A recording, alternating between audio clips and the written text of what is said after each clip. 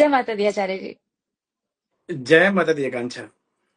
कि सबसे पहले तो आचार्य जी, शनि देव का पितृदोष अगर किसी की कुंडली में है तो वो कैसे पता चले? इसके लक्षण क्या होंगे और इसके उपाय क्या होंगे? आकांक्षा, अभी तक हम लोगों ने 6 ग्रहों के बारे में तो बता दिया है।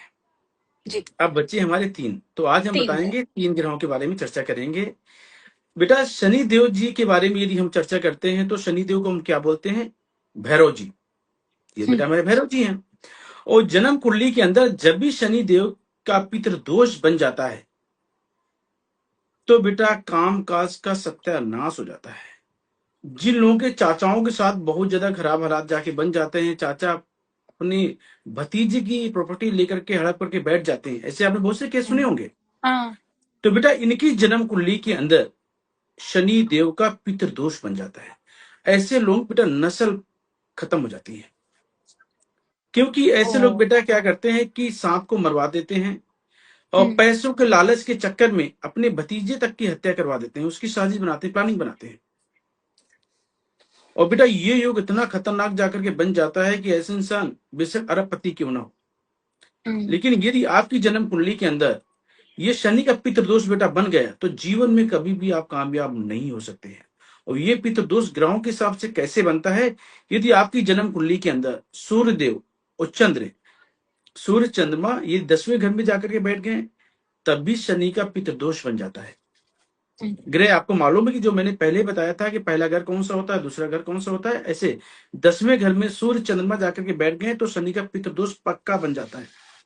यही सूर्य चंद्र 10वें घर में बेटा बन गए तब भी सूर्य का पितृदोष बन जाता है। तो इसके बेटा हम्म। लक्षण क्या होते हैं?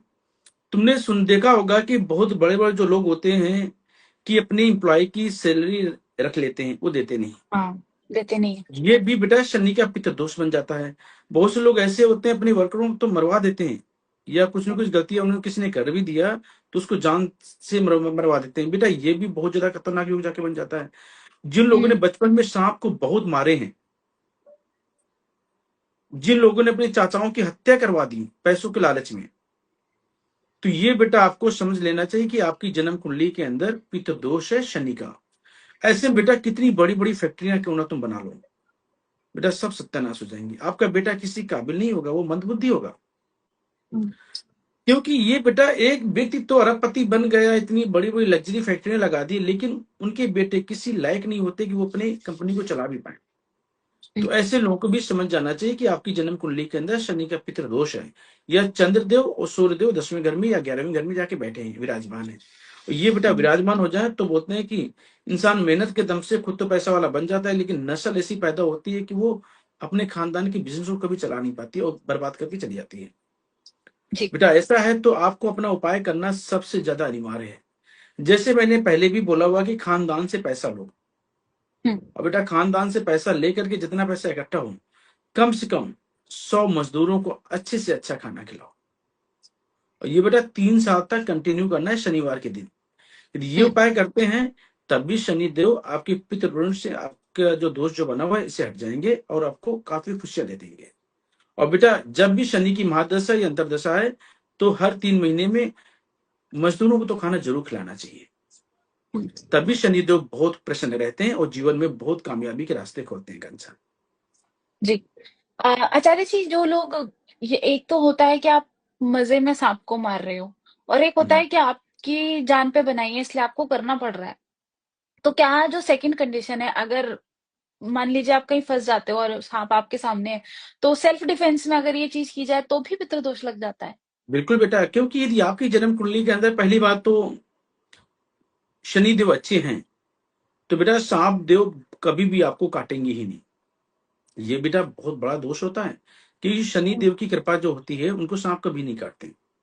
और जिनके बहुत ज्यादा बेटा खराब शनि होते हैं वो मजदूर हम्म। होते हैं। और बेटा मजदूर ही कंस्ट्रक्शन का काम करते हैं और यही मार देते हैं, तभी ये गरीब रहते हैं। क्योंकि जितनी हम्म। तुम साइडों तुम देखोगे, फैक्ट्री देखोगे, यहाँ बेटा सब मजदूर काम करने वाले होते हैं।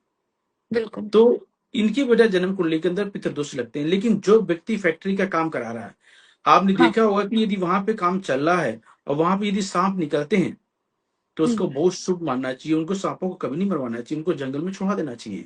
तो वो फैक्ट्री इतनी तरक्की करती है कि जिस काम में बच्चे बंदा हाथ डालता है, जिस कंपनी वो प्लांट लगाता है उसमें, वो हुँ, बहुत तरक्की करने वाला प्लांट होता है कि एक के बाद जी, दो फैक्ट्री बनाते हैं, दो के बाद तीन बनाते हैं, ऐसे बहुत सक्सेसफुल योग जाते बन जाते हैं।